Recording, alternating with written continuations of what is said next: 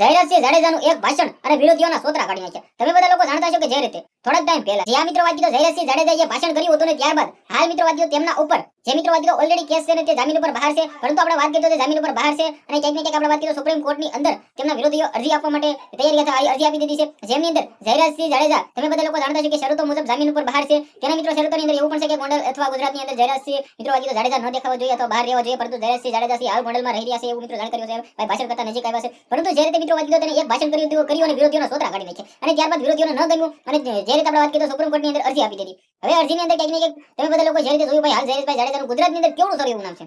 ગોંડલની અંદર તો છે જ તે, તેમના પત્ની ગીતાબા જાડેજા છે તે તો મિત્રો એમએલએ પણ છે અને ગણેશભાઈ ગોંડલને ગુજરાતની અંદર કોણ નથી ઓળખતું.